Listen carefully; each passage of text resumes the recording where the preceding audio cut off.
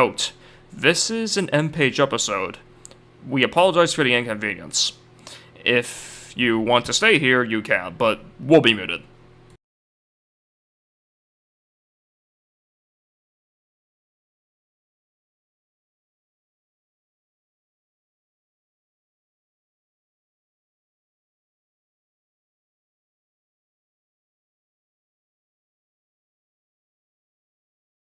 Room.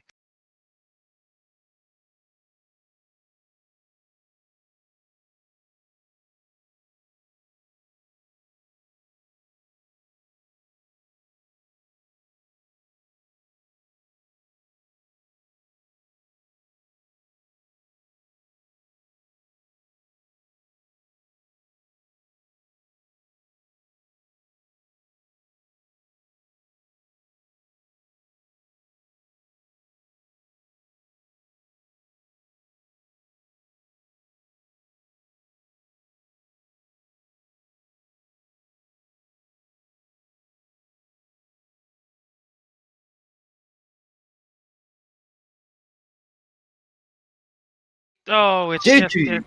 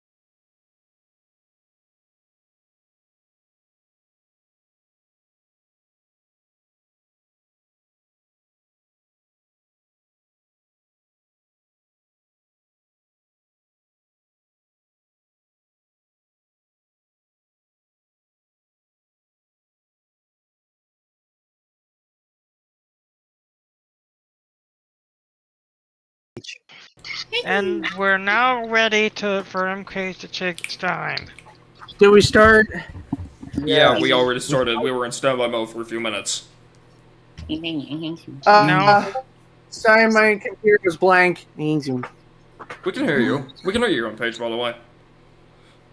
Alright. Okay. Let's see. Okay, what was it? We were doing lame shows. No, game shows. Right? Shows, Yes. yeah. Prepare yourself, audience, for an M-Page episode. Okay. Alright. So, game shows. Game shows are among the earliest form of radio and television show to ever exist. The very first game show was a game show called Spelling Bee, which is about as mundane as it sounds. But I'm not going to show that today. Instead, let's talk about the dawn of game shows. They pretty much established the three main types of game shows. There was the quiz show, which everybody's seen and everybody's done to death. There's the panel show, which usually has celebrities in it. And one of my favorites, and one of the easiest to replicate if you know what you're doing, is the ones where you do physical challenges. And one of the earliest forms of that is a show called Beat the Clock, which I'm going to screen share an old episode of from 1951. I actually found this in public domain, surprisingly.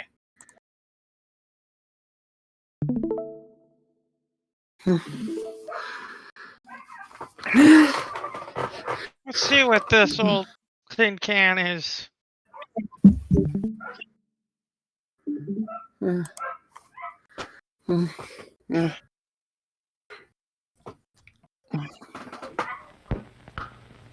Sylvania, pioneer in light, sight, and sound, invites you to join the fun as we play America's #1 party game, Beat the Clock, starring America's #1 clock watcher, Bud Tiger! Rest in peace. Remember when TV was in black and white? Huh. We have a couple of contestants from I think my dad would have, but he's gone. all week. How are you there? Oh, huh, pretty good. Nice to have you back. Well, This is, Rieger, that's right. well, only my paternal grandparents were alive back then, but they were in Mexico, so there was no shows that were like that here in Mexico. But yes, my maternal grandparents were not even born yet, so yeah. I still think my grandmother would know. She's still alive. It'll be for you in just a few minutes, but hey, what's this? It's like somebody's giving Bill Shipley the eye. Let's take a look. Well, if you'd like to give your eyes a real treat, take a look at Sylvania's newest television first, Halo Light. Now here's the greatest television development. Yeah, this is pretty much a commercial in the show. This is what people did before commercials were invented. They just advertised their products in the show. And the darker outside surroundings. And you'll notice that Halo Light makes the picture Sounds larger, plausible. more lifelike. You look for Halo Light on Yeah. Sylvania's new golden. It's amazing what impressed people back then. Like, oh, we can have a light shine around the TV so that it looks like bigger and cuts down on contrast. Steady by exclusive triple lock. And hear that studio clear sound. A wide range of table and console and combinations. Each of anyways, which is individually styled. I would skip ahead, but I worry I might cause a buffer because, you know, my internet And sucks. television value, it's always Sylvania. Sylvania was one of the most prominent sponsors of Beat the Clock back in the day. Has Halo Light. I'm This is guessing actually they one were of the early first TV. game shows to actually bring about the concept of the bonus round. That's right. Are they all watching tonight? Yes. You want to hello, wave Dave. to them? Go on, wave to them right in there. Get that out of the way quick, and I'll wave to my 3, 2, and then we're all set to start off. Come on back over here. By the way, I want to tell you something. Incidentally, tonight. People You are going to be playing. talked a lot more for yourselves, fancier but, back you know, the then. community chess campaign is on now in most localities, or will be starting the next few Yeah. days. So, Sylvania, for every clock that you and every contestant beats tonight, is going to send a contribution in your name. This was to the, before cable community was chess. invented, See? so You antenna work was all you across the had. sword here tonight. All right, come on. Oh, over yeah, here. yeah, the You local were next to me, weren't stations. you, Miss Krieger? You were next to him and next to me. I mean, don't try to pull away. All right. Anyway. Put the pillow between the cheeks. Remember, this was kind of a cheek-to-cheek proposition. Now. Yeah, because like just the cable channels, like nobody are interested in local channels that much. Only for the sports, but that's pretty much it. The beauty of old game shows is that the things they make you do and the stuff they used to set up the sets was so simple. Anyone with the right tools and know-how could replicate this and have an equal amount of fun. Look, these people just have to use their outer hands to pick up pillows while holding a pillow in between them. Like, this looks really simple and easy to do yourself, right? You didn't need high prize payouts, you didn't need big messy stages, you didn't need high profile celebrities, just two dimwits and a set of pillows.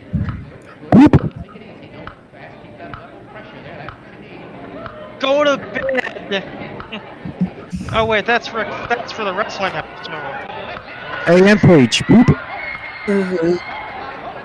Quit it. Stop the clock. Get these 3 straight again. Come on. Get these 3 straight. You can use your hands to get these 3 straight. Come on. Because these 3 you didn't drop, see? Now I'm going to put these right in front of you.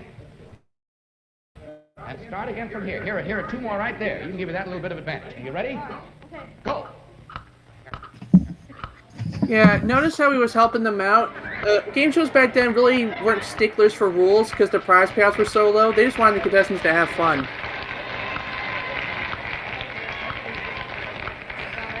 Come on. That's the girl. Careful. Be very careful. Very careful. All right, you get it. We'll count it. Stop the clock. All right.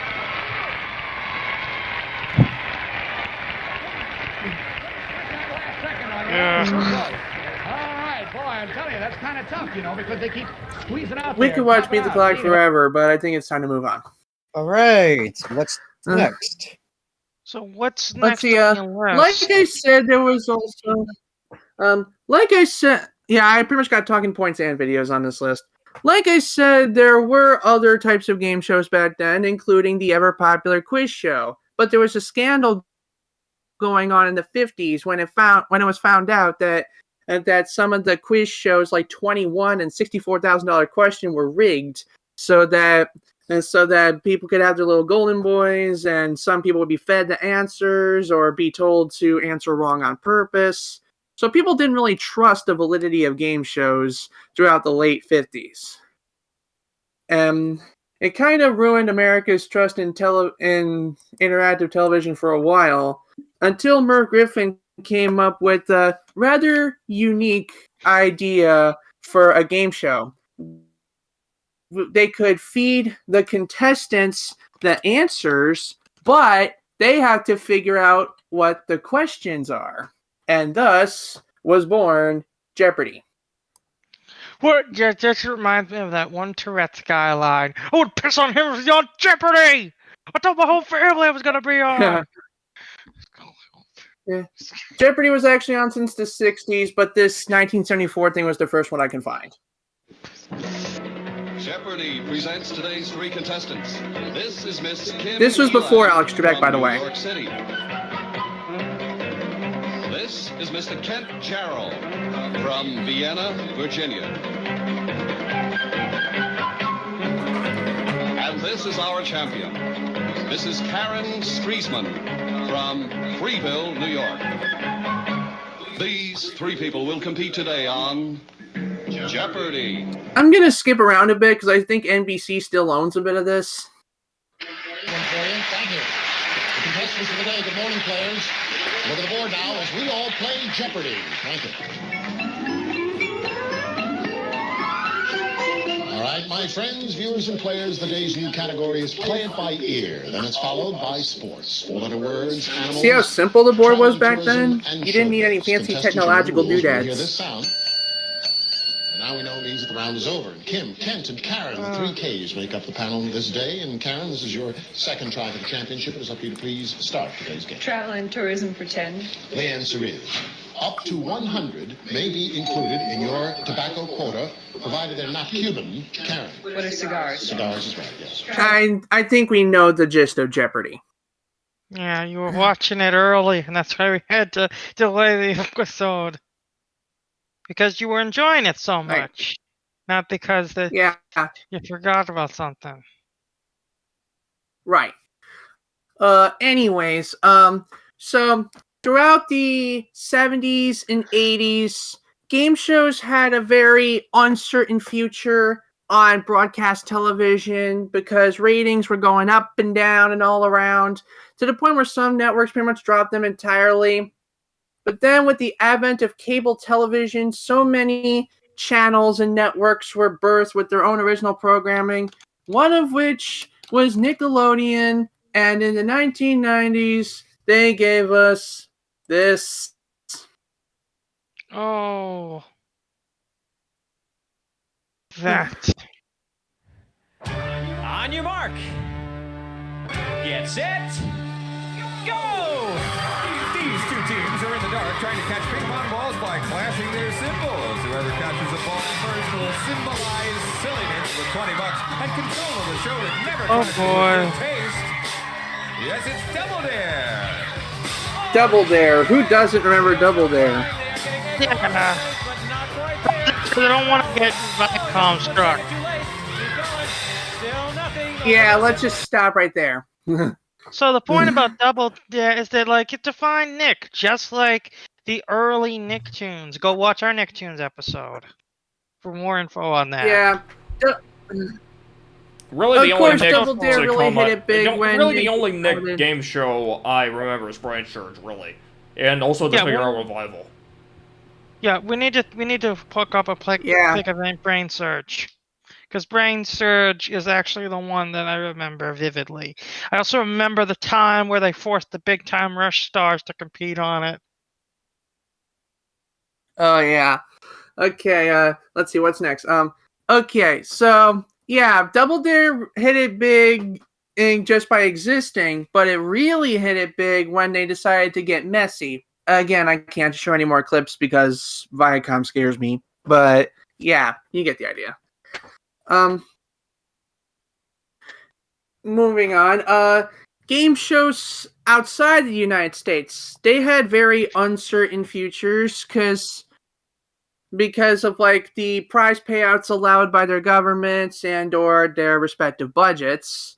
They usually sometimes when they pick up the rights to redo our shows, they don't do our shows. Instead, they just rebroadcast our version of the show. Or when they make their own game shows, it just goes straight to America for syndication.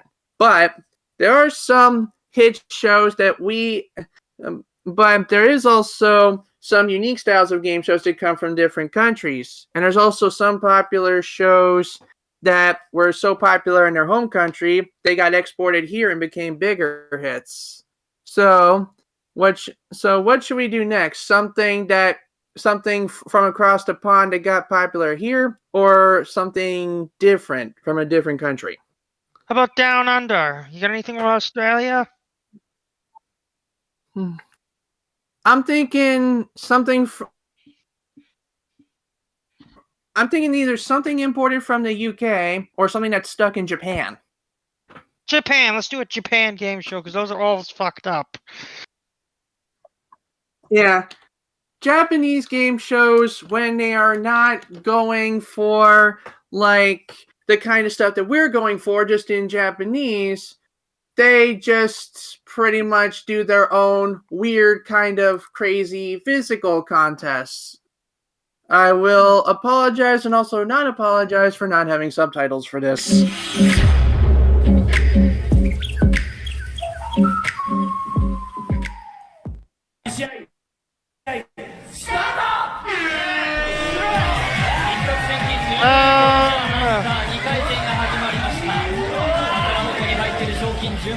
These guys have to climb up stairs that are really slippery, like they're made of ice and stuff. Look at them, they're on their bare feet, I think.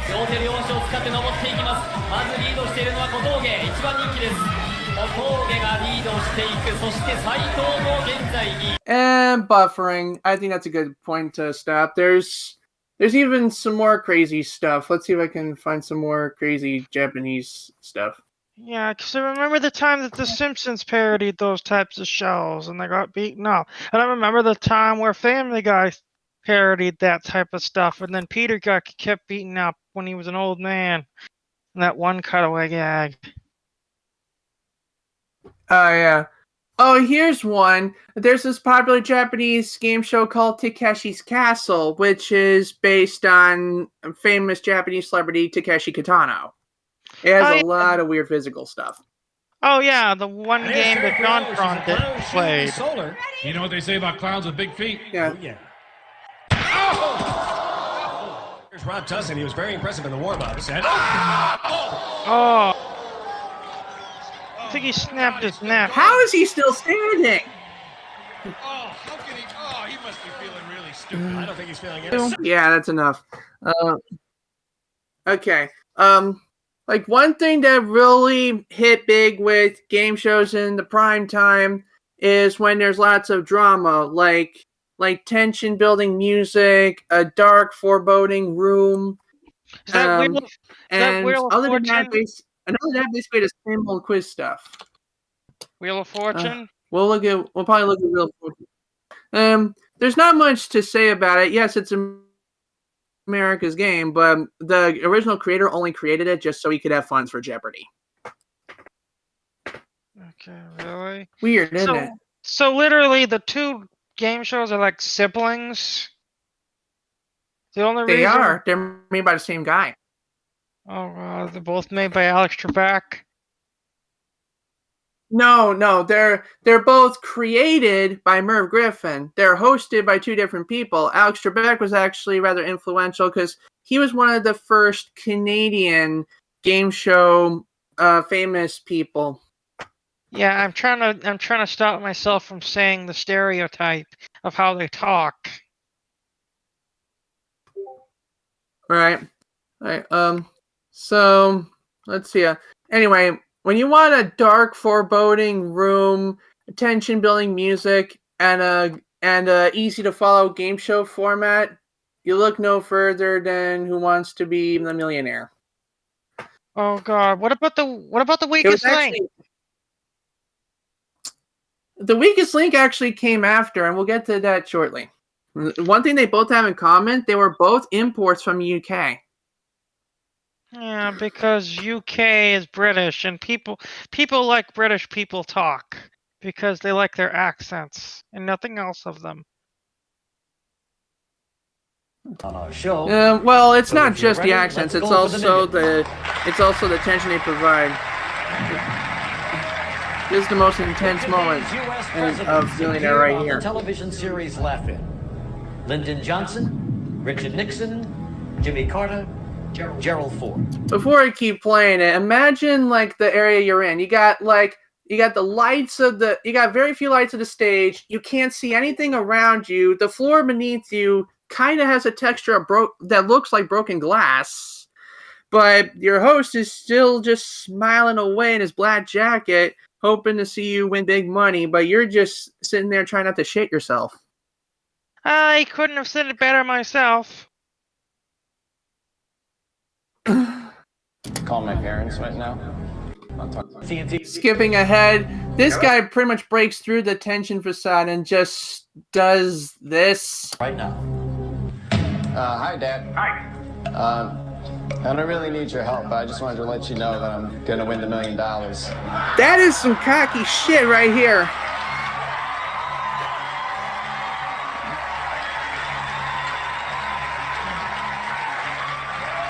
This probably blows it, right? Please tell me he blows the US president appeared on Laugh-In as Richard Nixon. That's my final answer. Let's see. My gosh. What can I say except, Debbie, you're going to Paris, so this is the final answer heard all around the world. He's won $1 million. Oh, shit. Of course, they've had many millionaires since, but this was an iconic moment, in the US at least. Oh, God, like... God, Anyway. To be a millionaire, I could finally buy me and my mother a condo. So... That way I can actually live Anyway, yeah, the weakest link. The reason it was so special as an import from the UK was because it not only had the millionaire formula of foreboding lights, a daunting atmosphere, and tension-building music, they also had a host that did not really care how you felt at that moment. I only remember the weakest link because I remember there was a bunch of YTP based off of it. I wonder if you can find that again. Like it's an old school YTP, like from the Spadina era, but it was a good one. Good. I mean, it'd be crazy to find, but like, we're not here to talk about YTPs today. That was a different episode. Yeah, go check out that episode. Good. Yeah. The thing that made the USA import so special is that they not only licensed the ability to perform the show with this format in the States, they also imported the UK host herself, Anne Robinson, the Queen of Mead. The Queen of Need. God, mean, as in she's mean to you. Oh yes, of course. So she's like the Simon Cowell of game shows.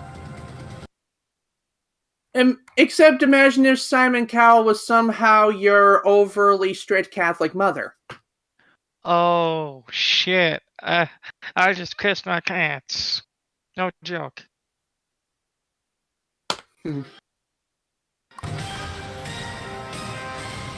Welcome to the weakest link. Any of the 8 people in the studio here tonight could win up to $1 million. Oh god, she sounds so British. They'll have to work as a team. She is British. 7 of them will leave with nothing. She reminds me of that car from Cars 2. Holly Shifwell. Mm-hmm. Right. Skipping ahead so we can get a sense of how tense the rounds go. Just skipping ahead. That's the tutorial. Stupid buffering. Hang on. Oh, come on. Hold on a sec. Next round. The first round lasts for 2.5 minutes. The order you're playing in was randomly selected before the show. We'll start with the player in the first position. That's you, Kim. Let's play Weakest Link. Hold on. The first question is for $1,000. Start the clock. Kim, in television, what was the nickname of the character played by Scott Baio on the sitcom Happy Days? Chachi. Correct. Tansy. According to legend, what saint drove the snakes of Ireland into the sea? Can you repeat that, please? According to legend, what saint drove the snakes of Ireland into the sea? St. Peter. No, St. Patrick. Chuck. The Jim Henson-created mascot, Bad Andy, was recently dropped from the TV ads of which pizza chain? Domino's. Correct. Cheryl. U.S. presidential elections take place on the first Tuesday after the first Monday of which month? November. Correct. Kevin.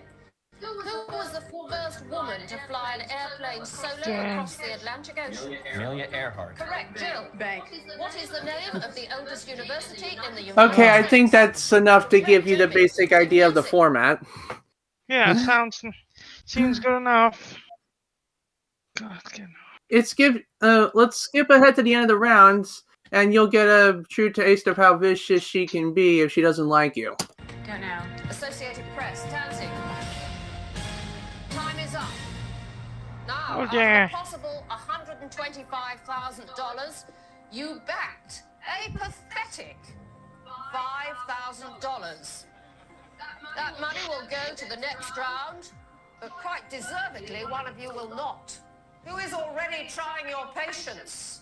Who, alas, is not burdened with intelligence? One of you is about to leave with nothing. Yeah, to the people watching, it's hilarious watching her rip into idiots. But if you're standing there, you're probably... It probably takes a lot of editing to not show you shitting bricks right now. God, was there ever someone...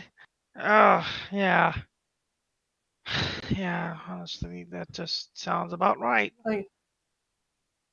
Like, I would show the game shows that involve contestants answering questions in a tension-building chair or a torture chamber, but I don't want this video to get flagged. Honestly, yeah, that's the thing. Like, most of the game shows that would actually strike up better conversations would get us flagged. Anyway, let's move on to a more calming and lighthearted subject.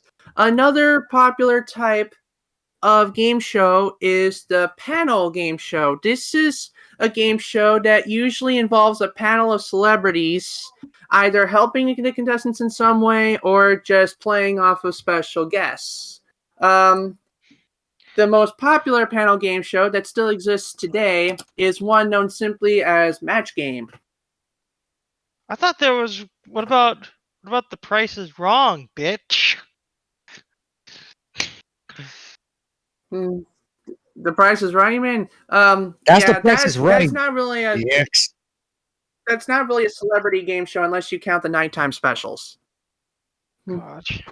I just remember that one line from that movie that's almost like, "The Price is Wrong, bitch." And I also remember the time Peter Griffin was on The Price is Right. Also remember yeah, he had that Red Bull. Yeah, I also remember the time where I also remember that joke that was made by a big YTP person, "The Price is Rice." Oh, yeah. Okay.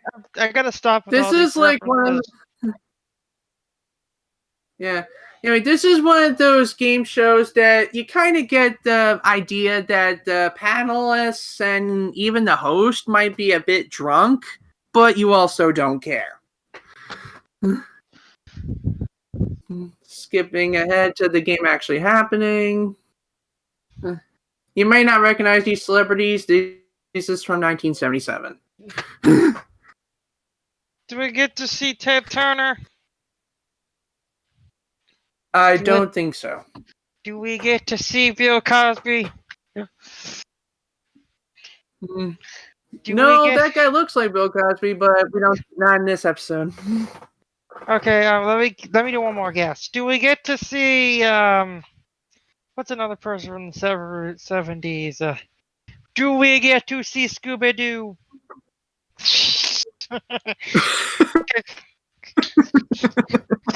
Anyway, like this game show in particular was so popular, it launched a spin-off. I think that guy in the middle down there is Richard Dawson. He would later go on to host Family Feud. What about Steve Harvey? Whatever. Steve Harvey, the guy that we know today, is the current host of Family Feud. Family Feud went through a bunch of different set designs and remodels and hosts. So many people. By the way, speaking of Family Feud, and also an international version of Family Feud, it's also an international pit in Mexico too. It is. Like a lot of my favorite bloopers come from Family Fortune, which is a British adaptation of Family Feud. We'll talk about bloopers later. Yes, like in Spanish. Like in Spanish, it's called 100 Mexicans Said. That's Family Feud in Mexico. Right. Let's see, skipping ahead, let's see if we can get into a game here.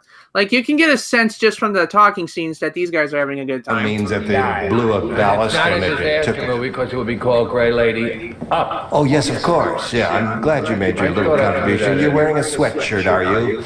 And I went through the trouble to put on a waistcoat and a tie and a shirt and cufflinks and changed everything, and you are wearing a sweatshirt, Charles? It's a game, isn't it? Yes, of course. Let's say hello to Judy Sika. Okay, skipping ahead to the actual game, if the buffer will let me. Come on. Come on, where's the game? Give me oh, there's the game. I found the game. Don't worry, guys, I found the game.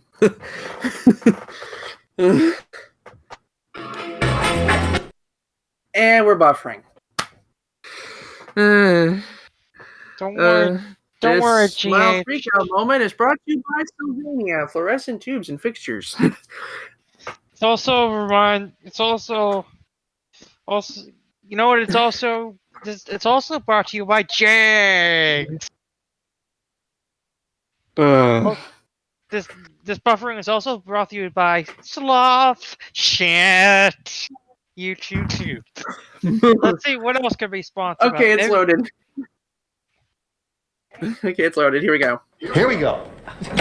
Round 2, final round. Kathy, you may have A or B. B, please. All right, Kathy, you've got it. Here it is. Everyone plays. Ugly Edna doesn't need a bra. All she has on her chest is blank. You can see they clearly like to have fun here. Are you, you're upside down here. It's a Russian spelling of bread.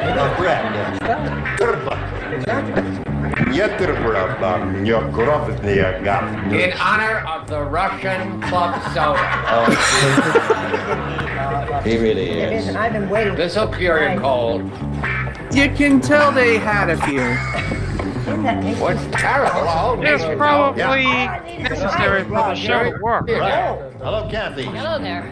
Ugly Edna doesn't. Well, yeah, we do have it's like you have a panel of celebrities, 2 people that might win $5,000.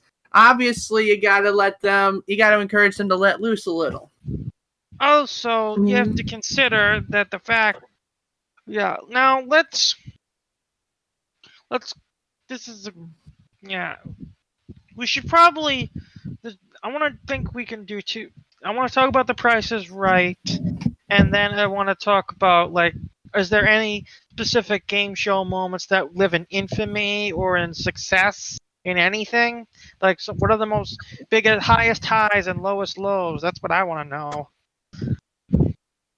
Well, let's actually talk about that last thing you just said, the high highs and the low lows. A lot of the moments that people remember from game shows in regards to highs are the people that win big money. And like the moment you see it happen, that's like, yeah, like it either lives on as a moment of, yeah, that is an awesome thing that happened and we wish them luck and success, or the moment of, wow, this show's going to go bankrupt in 5 days. Okay, yeah, like I want to, and I also want to know what's the worst of the worst sore losers. Some suspicious-looking character has stolen your $1 million wedge. Who is that guy? That is my Well, let's start with the big win first. Skip ahead some, because we already know how Wheel of Fortune works. It's just Hangman with money. God. Chris. Offer any assistance at all. Shh. Now remember, the category is around the house, okay? You have 10 seconds. Try to talk it out. She's smiling. That's a good sign. Good luck. That's it. She doesn't know she won the $1 million yet. Check this out. Oh, okay. Good luck. You better go shopping for that dog.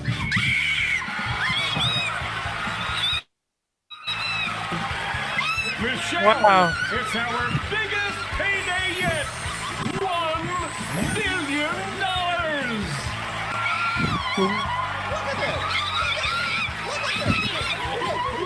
You're gonna need some. That's the stuff that puts Wheel of Fortune on the map in 2010. Yeah. That's gonna need some. She's gonna need some throat surgery after that. Okay, like the lowest lows are when people fail so hard, either through a moment of stupidity or a moment of like your brain took a vacation that day, or just a tragic it's like error. for some reason or another your mind just checked out. And here are some of those.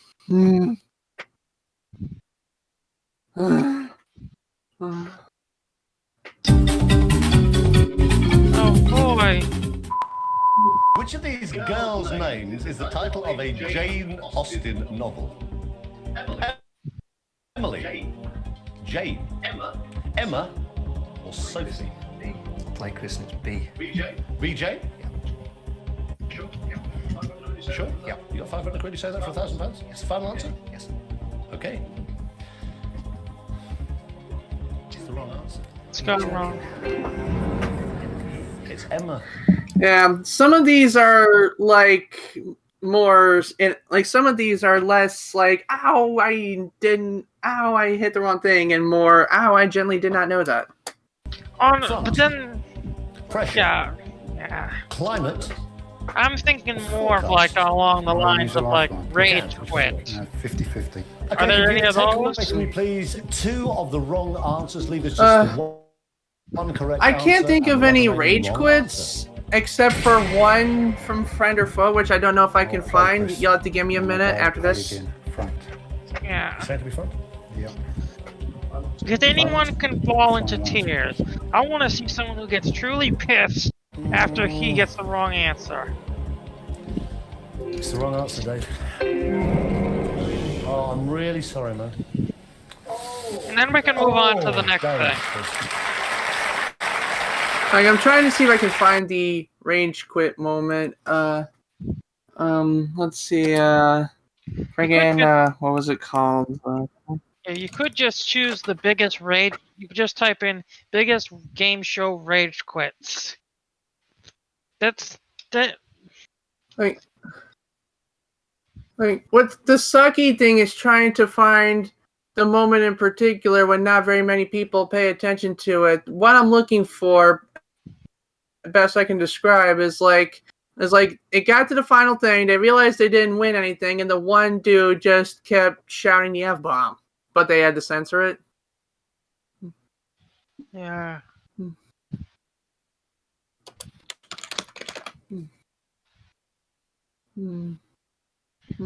This is the one that keeps coming up. This better be it.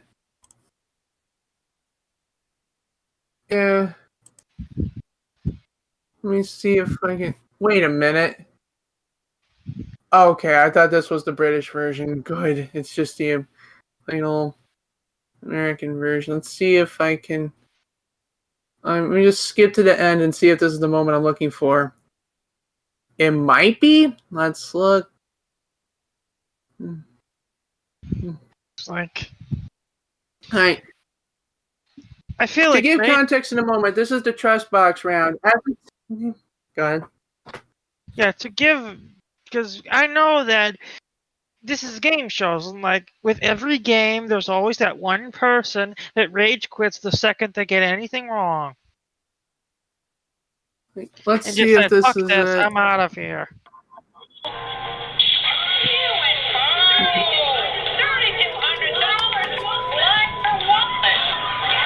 Oh,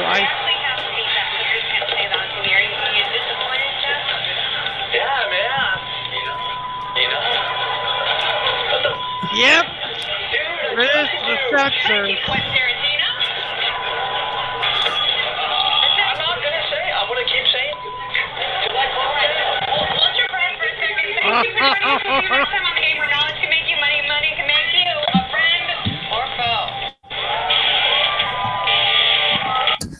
Okay. Yeah, I'm sorry for the low quality of that clip. It's fine. But anyway, I can hear the sensor bleeps in his mouth hole.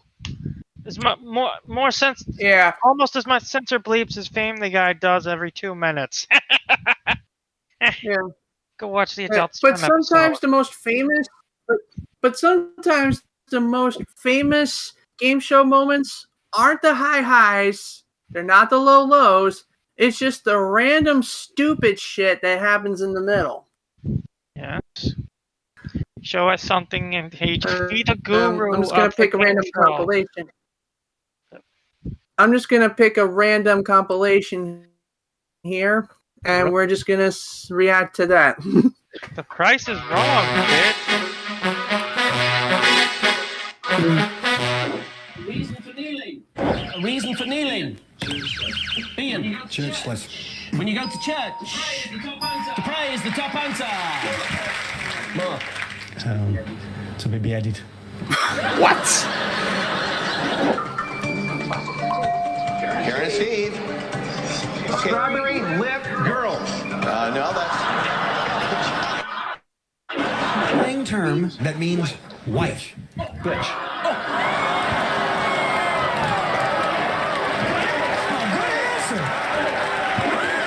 Name something you might buy that could turn out to be phony. Yeah, a horse. The dreaded phony horse gag. By the 4th century AD, Rome had 28 public ones stacked with rolls of papyrus. What's with the There echo? again, what are public toilets? No. Sorry. Let me just turn my thing off. Harvey? What are libraries? Libraries, yes. A sport husbands and wives can play together, you said? Kickball! You know, you're not usually married in 3rd grade. Something you squeeze. Peanut butter. Next question, gentlemen. What is the one thing the people on the other side of your street have more of than you do? Cars. Cars. Your wife said they have more grass than you do. Grass. Where have none? I wouldn't bet on that. Yeah, I think I've had enough. Name part of the telephone. The bottom Get part. the dish. Girls, what one word beginning with the first letter of your last name best describes your chest? That's really hard. I don't know. I think I'll say tasty. He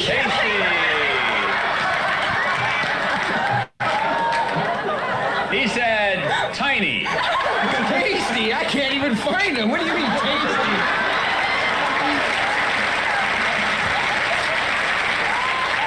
Name a city in the state of Georgia.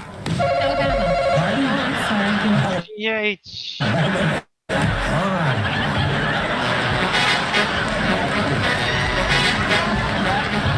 Alabama. Yeah. That happens. Yeah, I was just... Okay, so...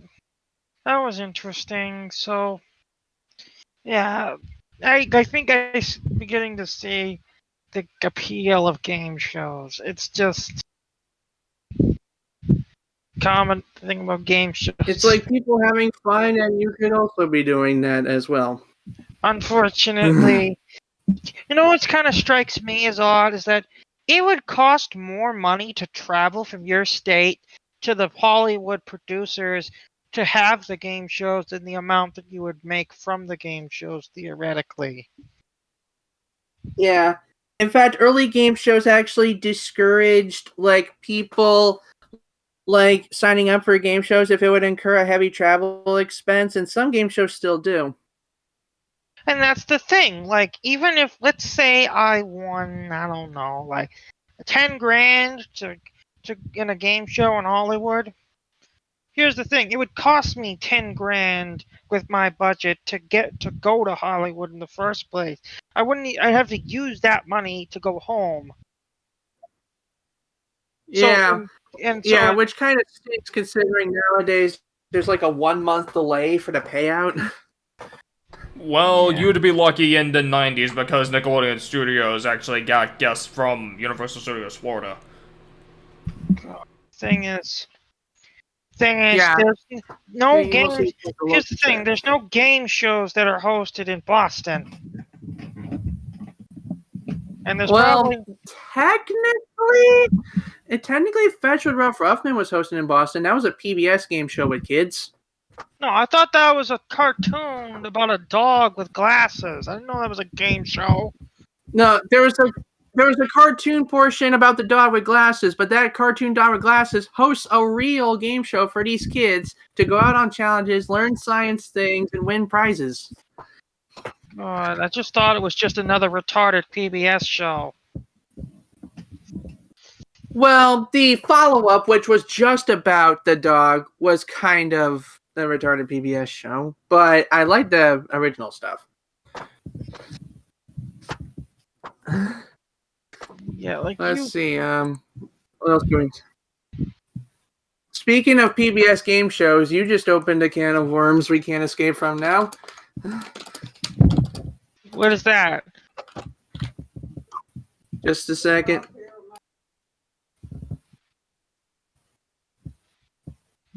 Are we gonna watch Fetch with Ruffman? Hey, GH, Mega Boop. Oh, great.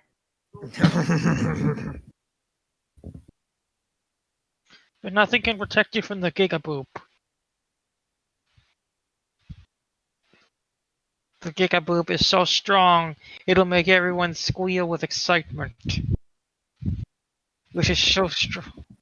And it's also... Since you brought up PBS game shows, this is one of the earliest PBS game shows, and it came out at a time when people found out that people in the U.S. really did not know geography. You love the way we fly. All these people want to know where in the world is Carmen San Diego. and one of these gumshoes could find She's from Jamaica and likes to play chess and swim. Meet Ion in England. He loves playing sports and took a trip to South Carolina. Meet David James. She wants to live in India and enjoys learning about animals. Meet Rahana Rasul.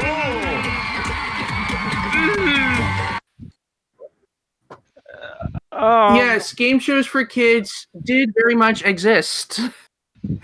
Carmen San Diego? What the hell is that? All right. Here's the plot of this game show, and yes, there is a plot. Basically, Carmen San Diego has her own team of, I'm gonna say badniks because I can't think of a better word for them, and they steal very famous items of geographical importance from around the world. And it's up to these gumshoes to track them down, bring them to justice, and hopefully catch Carmen herself. Gumshoes? But they don't look anything like Pokemon. Gumshoe, as in a detective person. Well, that's the name of a Pokemon, too. That's Cub Chew. This is Gum Chew. Zach, no. Gumshoes is the name of Pokemon. Look it up. Here, I'm gonna look it up for you. What? There's no way. Hold on. I'm doing. Search it up. Gumshoes. Pokemon. Oh fuck, you're right. Yeah, and look what it looks like. Let me see. Alright. Anyway, the way I spelled it in the search, that's what I'm talking about. Let's see. Holy fuck. It looks like Trump. Beautiful. Anyway, Gumshoes in this context is like detectives, private investigators. Yeah, so Carmen Sandiego is a villain. Interesting. She is not only a villain, she's also a high-class thief. She steals things. Beautiful. Interesting. She's like Rouge the Bat before Rouge the Bat existed. Ouagadougou, Burkina Faso. For pure showbiz glamour, France's Cannes Film Festival is tough to top. But to see the best in African films, Ouagadougou's the place to go. Every 2 years, the city hosts the Pan-African Film and Television Festival, best known by its French abbreviation, FESPACO. The festival started in 1969 to help nurture Africa's young film industry and to promote African films to a global audience. Since then, FESPACO has grown to become one of the biggest cultural events on the continent. At least it was until today. When Wonder Rat whirled into Ouagadougou aboard his cheddar chopper, he jumped down on the sculpture that is a symbol of FESPACO, then kept pouncing his pilfering paws until he pogoed away. Now that starstruck stooge is staging a film fest starring himself. I'm feeling extremely uncomfortable. Yeah, basically some types like kids shows were one of three things in the early days. They were either weird kid versions of adult game shows. There were shows where the kids could get really messy, or there were shows where kids could learn things. This is the one where you learn things. I'm guessing this was before Double Dare was a thing. Actually, this was after Double Dare, I believe. Yeah, 95. Shit. When did Double Dare come out? Anyway, like this was created in response to an epidemic. Like kids did 86. Not know geography. This was their solution. Is my mic on still? Okay, just making sure. Anyway, basically, they made this as a response. They also made Where in Time is Carmen Sandiego in response to kids not knowing much about world history. World history. Let's see. What else can we talk about?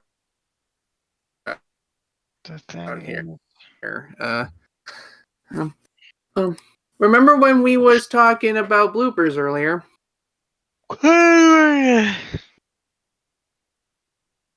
That stuff still happens today. Actually, the whole bloopers thing. Oh, really? Here's one with Steve Irving. Steve Irving. I'm gonna have to cut this really short. I thought he was a jungle boy. I didn't know he was a. I thought he owned a zoo or something. Isn't he the guy that said drink my own pee? I don't know. Anyway, mess ups on game shows still very much happen, and this clip from Celebrity Family Feud essentially proves it. Yo, we asked 100 women, how much does your purse weigh?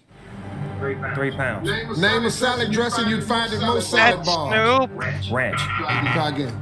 French. Name something that happened in the month of April. April Fools. Fill in the blank. Pie in the what? Horse. Y'all heard that, right? Yeah. What April Fool? Yeah. No, the last thing you just said. Fill in the blank pie in the what? April Fools. Fill in the blank. Pie in the what? Horse. Pie in the horse. Yeah, you're about to see the result of the. You're about to see the consequences of Snoop's answer right about now. Pie in the what the hell did you say? What?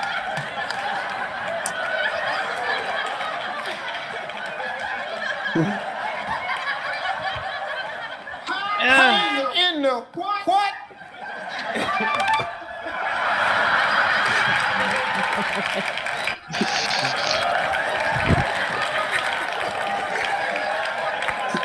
Pie in the horse.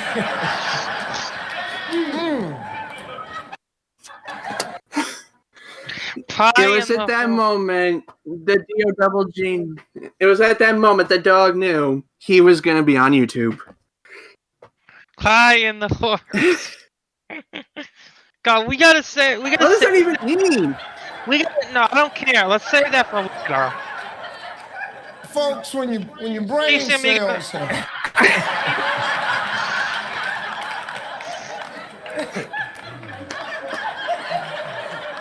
when your brain cells have suffered a little bit, you're gonna have moments like this. This is going to be on YouTube. Because Snoop just said, "Pie You need me for something? horse."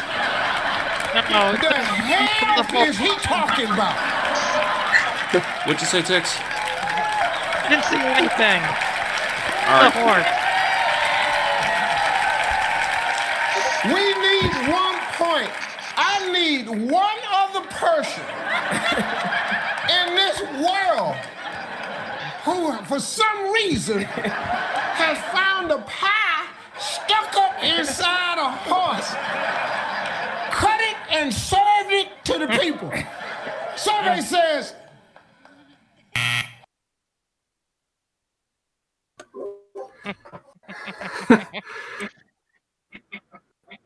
What the fuck?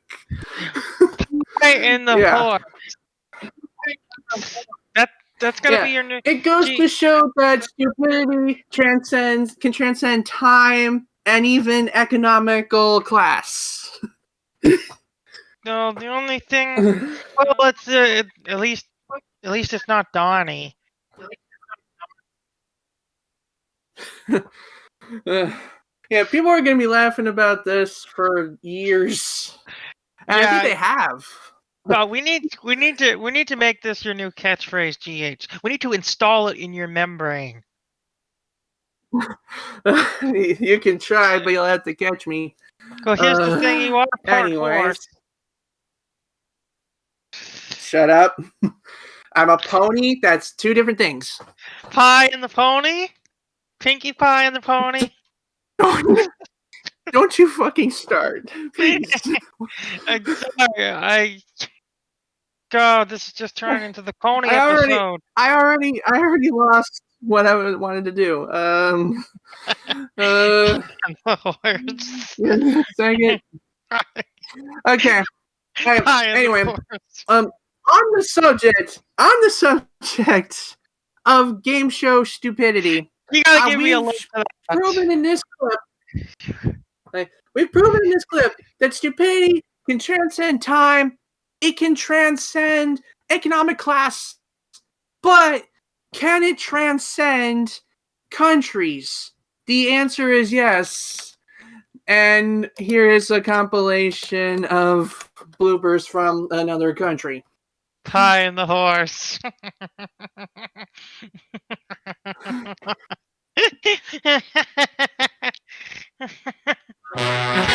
the horse. Name of the dog in Peter Pan. Tim. Wendy. It was Nana. Voting over, it's time to reveal who you think is the weakest link. Elaine. Elaine. Elaine. Elaine. Name one of the original Three Musketeers. Danny. Poncho. Sorry, Poncho? I think that's one of the fellas from Chips. Just 100 people to name something associated with the X-Files.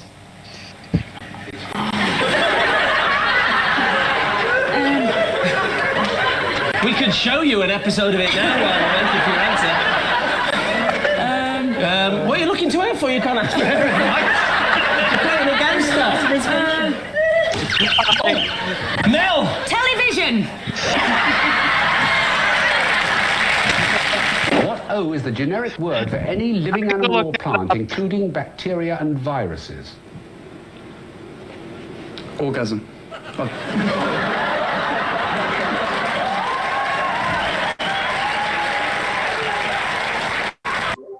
Surprised you didn't laugh at that one.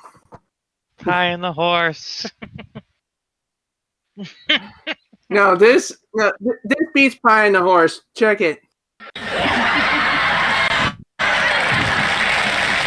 What O is the generic word for any living animal or plant, including bacteria and viruses?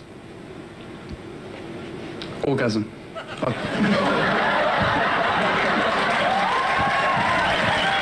Orgasm, he said. Mr. Mullet.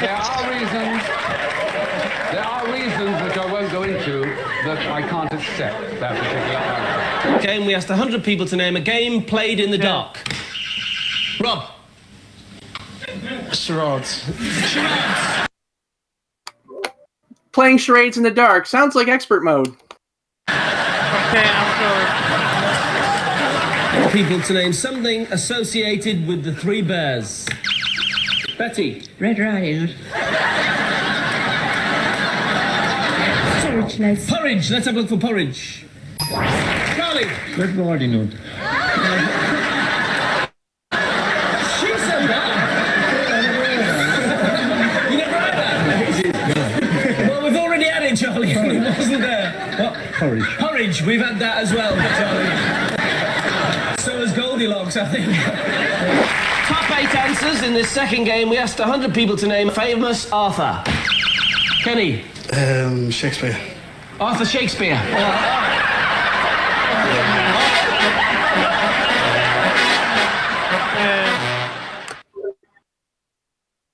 Stupidity across the pond. That's what I see.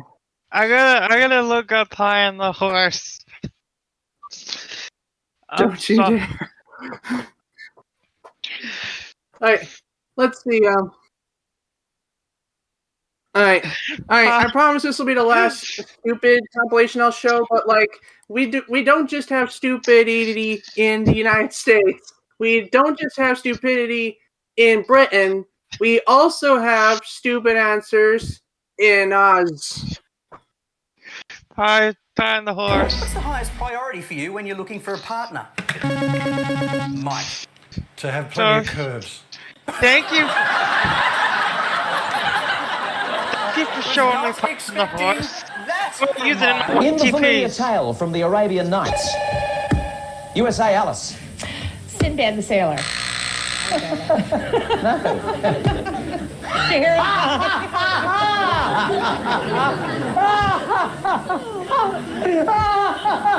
What did Aladdin rub in order to summon the genie?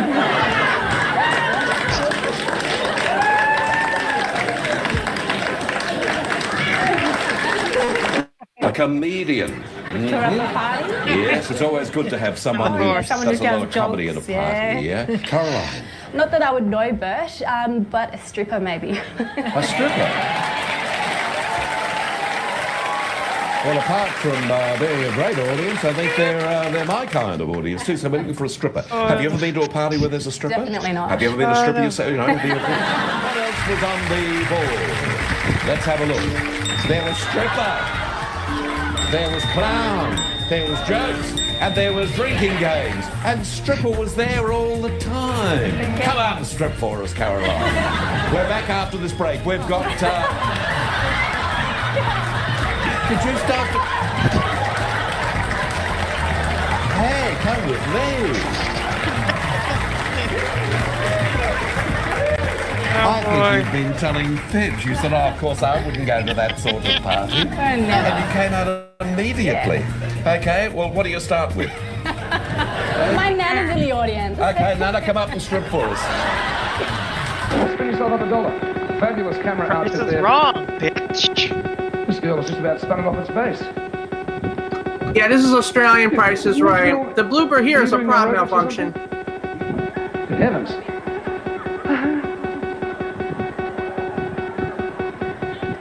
Anyway, did you hear the one about... There was this fella. That's making all funny noises. Sorry, darling, you're going to have to go here. The wheel busts. It's a pretty fast wheel tonight, isn't it? Put the kettle on, John, will you? I won't be a sec. Hey, this could be all right. The way it's never going to stop.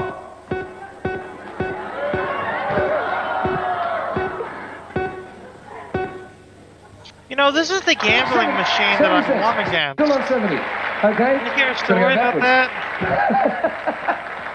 What's the bloody hell? What's wrong with our wheel? Yeah, I won against... Spin it that bloody hard again, I'll drop you. I won... Yeah, like, let me tell you about the story. Like, when I was at Foxwoods, there was a Price is Right gambling machine that had big money. One of them won I watched someone win $100 with that thing. So I put in one of my $30 tickets, and I got $180 out of that thing by spinning the Price is Right wheel. Yeah, it's amazing how much they'll target what they perceive to be young people. Like, they're not targeting children, but they are targeting things that people your generation would care about. Here's the thing. Yeah, but bitch, I'm a year above the limit. I'm a beer. Yeah, that's a good thing. Just so I actually won. I won big that night. 100 people, and the top answer is on the board. Oh, if this clip is what I think it is, you're gonna fucking laugh. I'm still laughing at Pie and the Horse. Mike, orange. On the board. Name a yellow fruit. Mike, orange. Orange. Name a yellow fruit. And you said orange.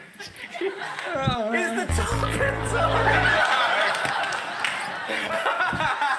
I love it. Anybody else got another question? Yeah, that's the thing about game shows. Like, sometimes the funniest of stupid moments don't come from, like, going crack at it crazy and saying random shit or doing random shit. It comes from just completely having a slip of the tongue or your brain just clogged out for like 5 seconds. Yeah. More like but even still, Pie and the Horse. Yes. Pie and the Horse. Okay. Pie and the Horse. Let's see. Like, at sometimes game shows, like most other TV shows of most generations, they go on to inspire great creative projects for many people in many fields. We talked about Jeopardy a while ago. The company called IBM decided to put their resources to the test and made a computer known simply as Watson. Watson is powered by a huge-ass network of supercomputers and was pitted against the Jeopardy champions themselves in their own game. And this, ladies and gentlemen, is the result of lots of creative engineering and inspiration. Fine.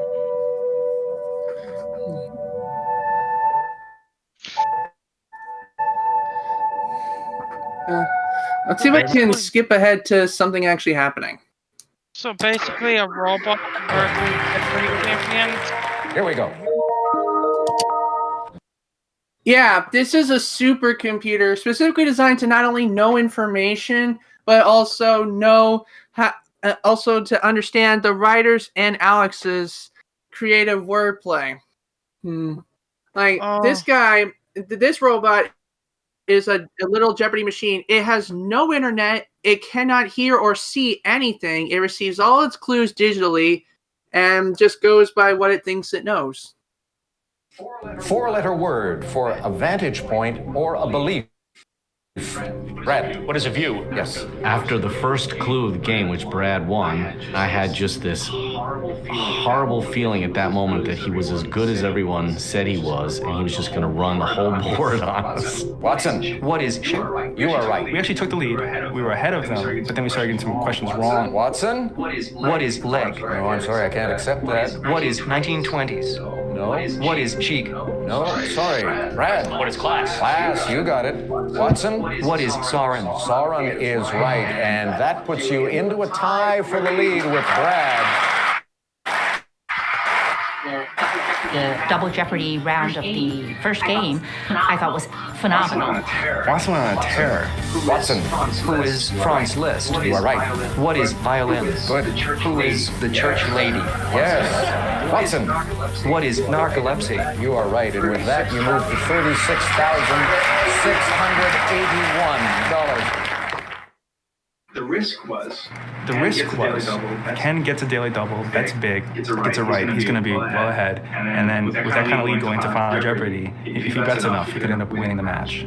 Ken. What's a committee? We got to find that last daily double. We got to find that last daily double. It was a crucial moment in the game. There was still a daily double on the board, and it was starting to become pretty clear that it was in the legal ease category. Let's go to legal ease for 1,200. Watson. What is executor? Right. Same category, 1,600. Answer.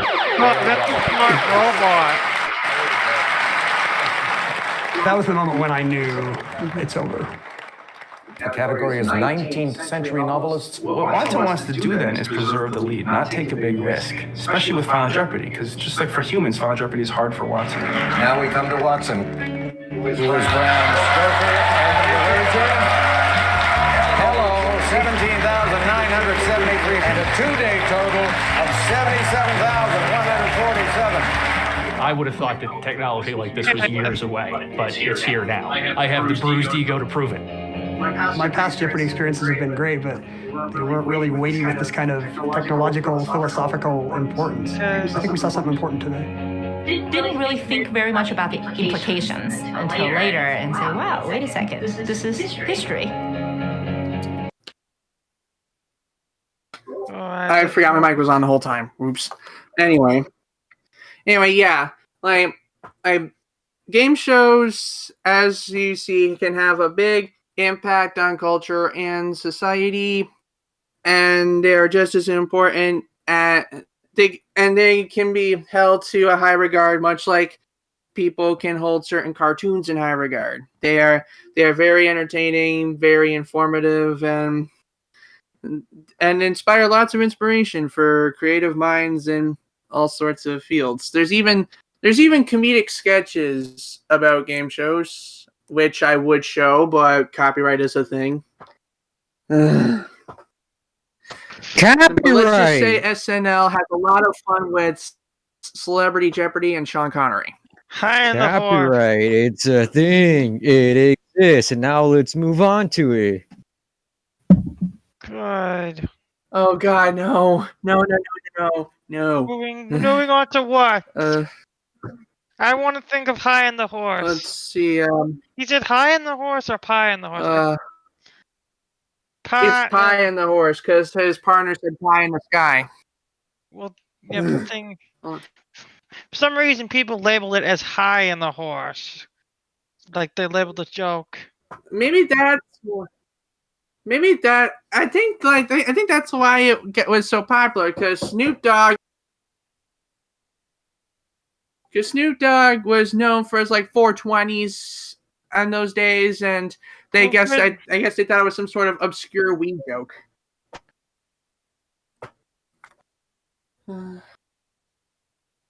So let's see. Unless there's something else we should take a look at. I think we're done here. Honestly, final thoughts, anyone? Well, all I could say is pie and the horse. Pie and the horse. I knew you were going to fucking say that.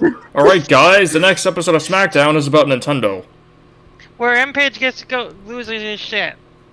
Yes, and during Raw on Monday, we're going to be roasting a